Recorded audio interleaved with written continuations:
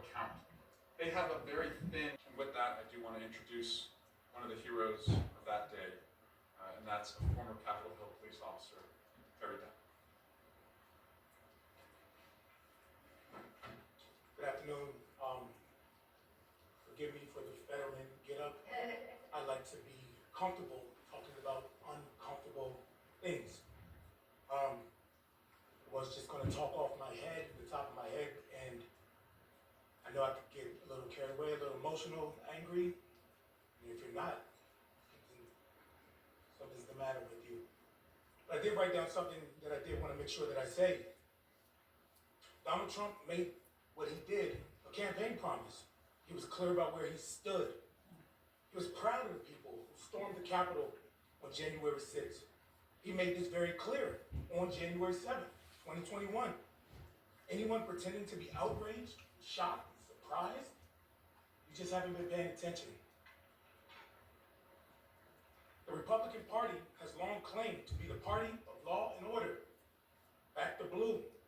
However, many lawmakers' silence and refusal to push back against Donald Trump's actions make it incredibly hard to take that claim serious.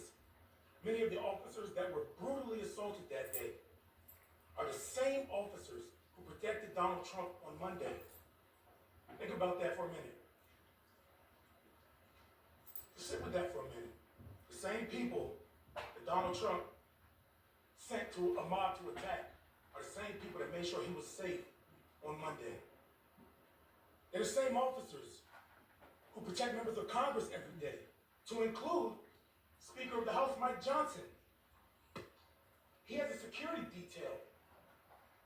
Mike Johnson's security detail spends more time with him than they do their own families. So these Republican members that are scared or whatever, lack the courage to speak out against what Donald Trump has done. Like the Congresswoman said, they tell you in private that's not good enough. That's what I just wanted to make sure I said. Now I just rant off the top of my head. I'm upset. It's been 4 years of us. He's off. Danny. Sergeant Donnell is not here right now. Sergeant Donnell would love to be here right now. He's struggling, like a lot of us are. He would love to be here. We've been saying the same thing for 4 years. A lot of reporters called me and asked me to react to the news of the party. What more do you want me to say? What can I say differently that I haven't been saying for 4 years? His supporters, his encouragers, his enablers in Congress didn't say anything. But Donald Trump told you exactly what he was going to do. My outrage, sure, it lies with Donald Trump. It lies with, absolutely. But I think I'm more upset at the people who are more surprised now, shocked now, that Donald Trump did what he said he was going to do from the start. Christopher Wray called these individuals domestic terrorists. Y'all didn't win. Y'all not going to win. On January 6th, I was surrounded by a group of brave men and women who refused to quit. I'm really honored right now to be standing by, surrounded with some great, brave men and women right now in the Congress. I really appreciate you all. The winner writes history. He didn't win. He's not going to. I'm not going away. That's it. Sorry, Daniel. Yeah, Daniel. I'm going to just say one quick story about Officer Hodges before I introduce him. Officer Hodges has just finished his 6th straight 12-hour day protecting the Capitol for the inauguration of Donald Trump. Many people have seen that video. I did meet with him in July of 2021 in preparation for the first hearing of the January 6th Select Committee. And I was speechless after he told his story, his emotions pouring out. And that was 3.5 years ago. And it is shocking that we are here and that all of the effort and the work and the pain these officers have gone through have tried to be erased by Donald Trump. Mr. Rogers.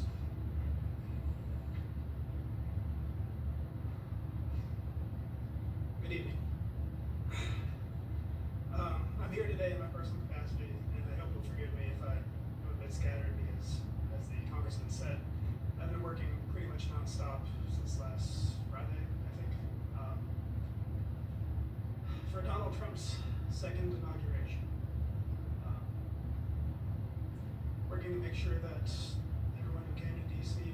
had adequate law enforcement services, that they were protected, that transfer of power was peaceful.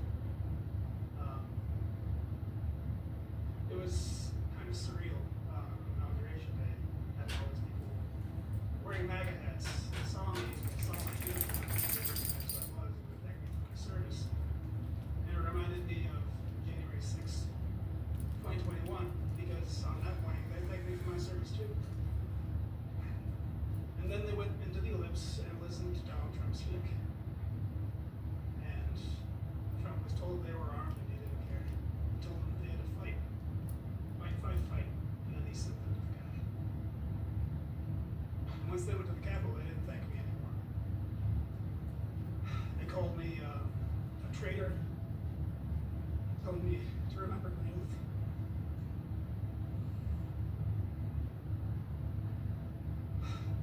I was beaten, crushed, kicked, punched, surrounded. Someone reached underneath my visor and tried to gouge out my eye.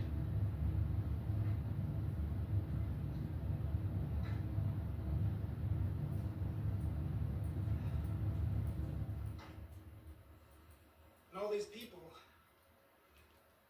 were just pardoned by Donald Trump, who says that they were the real victims, that they were the patriots. I don't understand how anyone can believe that. Donald Trump, everything he is, everything he stands for is anathema to me. But he is the President of the United States, and he's going to leverage that power in terrible ways.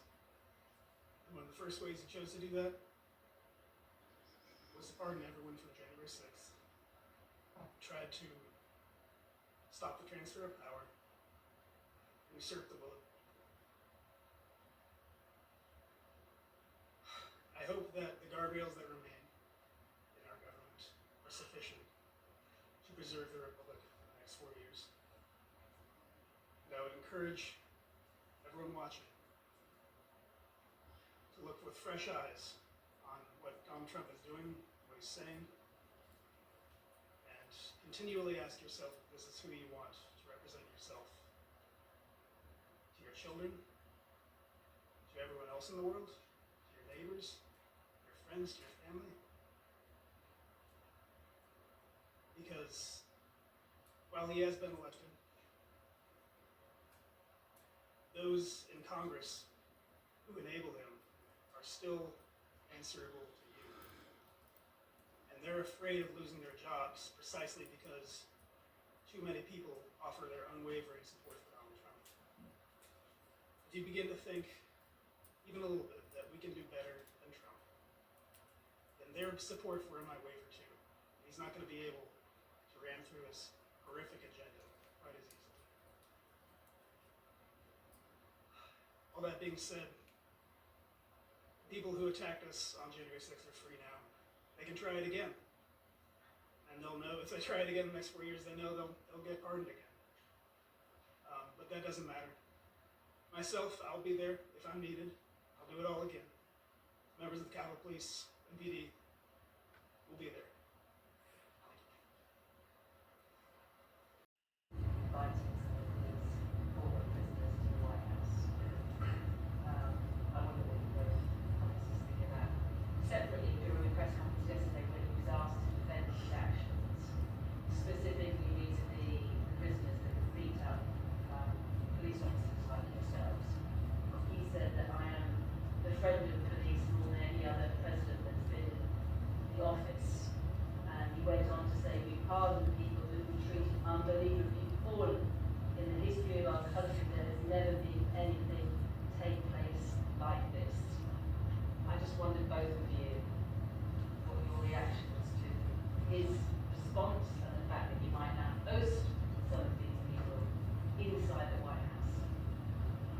Well, he's right about one thing. There's nothing like January 6th that's ever happened in our country before. And Donald Trump is not a friend of the police. What Donald Trump is a friend to is anyone or anything that flatters him, increases his wealth, or secures his power. Now, through his life, he has attained a great deal of wealth and power, and allegedly. But it's our law enforcement's duty to uphold the law, and that involves protecting him. So he appreciates that aspect of law enforcement, and that we guarantee his safety and his place in society until the voters choose differently.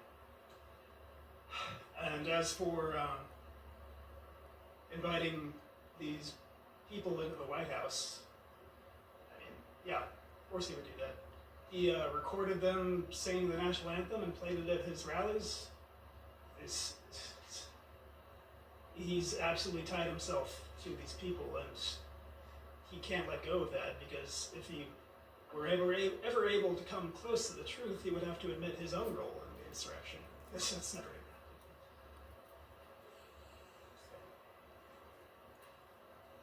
We've been at the DC jail the past couple of days, seeing the releases happening, hearing some of the words coming from the people who have been released. As you mentioned, the winner is to rewrite history. Many of them saying that they're going to be remembered as heroes and all this, who fought against tyranny.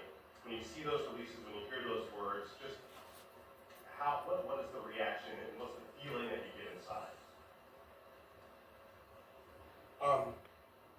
They want to be remembered as heroes. Danny, myself, I think I speak for every single other officer. You don't want that title. Just want accountability.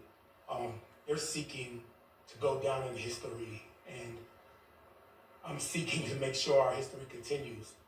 But it's no surprise that that's their rhetoric. They believe that. It's insulting, but it's expected. Like I said, it's been 4 years of dealing with this, and I'm almost tired of talking, but that caveat, the winner, they want you to stop talking. I can't. No matter how tired of it I am. And I think that's what my message to everybody listening and watching, you can't stop. You can't quit. Just, if everybody threw their hands up and said, I'm done with this, when anything got hard, slavery would still be legal, women wouldn't have the right to vote. There are so many things in this lifetime that have been it seemed impossible to attain. And this may be one of them. But it's worth it. That's why I'm still going.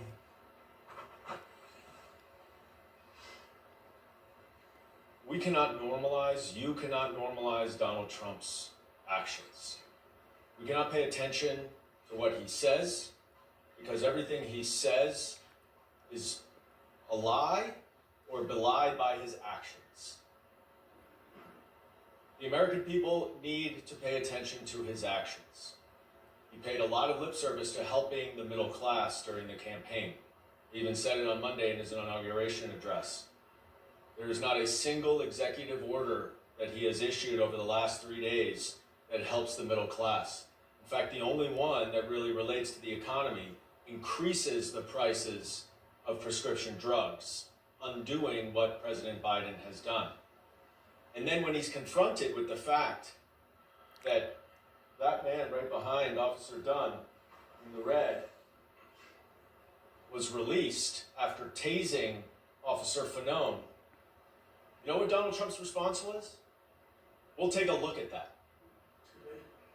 What do you mean we'll take a look at that? You just pardoned him. There's nothing to take a look at. You take a look before you make this decision. But this decision was as much about himself and rewriting history for himself as it is about the criminals that he let free. And we all have to hold him accountable. Thank you all.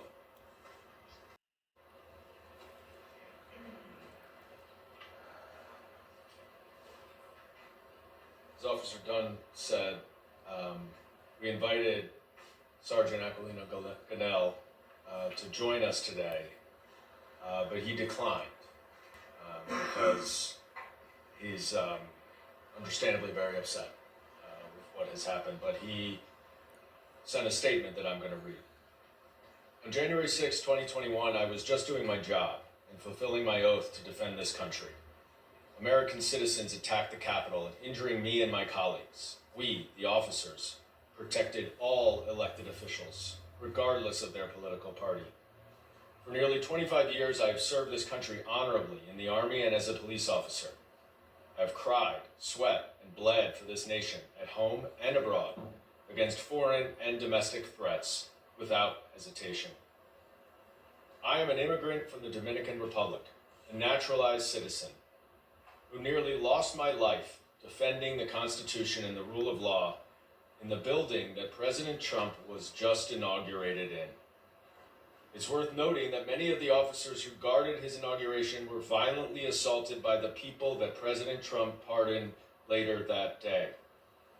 Trump only pardoned them because they committed crimes under his banner and were fighting for him. These were rioters who attacked police officers.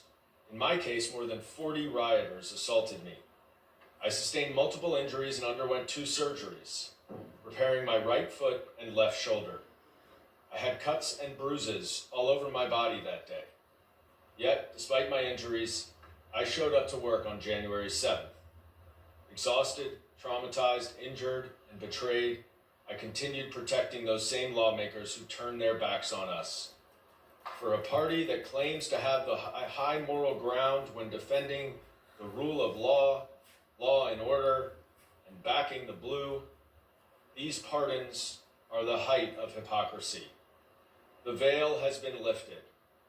The Republican Party does not support the officers who saved their lives from the enraged mob who made them run in fear for their lives. At the tunnel entrance, I risked it all. I was maced, overwhelmed, and attacked for trying to prevent the marauders from hunting members of Congress room by room. Yet Republican elected officials turned their backs on us. They refused to acknowledge the siege. They excused and condoned what transpired instead of denouncing and condemning the assault. The Republican members who we protect every day continue to invite the attackers to return to the crime scene and personally give them guided tours of the Capitol. They are welcomed as heroes, but treat the officers as thugs, dishonoring our service of saving their lives. They refuse to install a plaque with the names of the officers who defended the tunnel entrance as mandated by their own laws. It's a miscarriage of justice, a betrayal, a mockery, and a desecration of the men and women that risked their lives defending our democracy. I thank President Biden for issuing preemptive pardons for me and my colleagues. I did not seek a pardon because I did nothing wrong, but my family and I are grateful for unnecessary measures.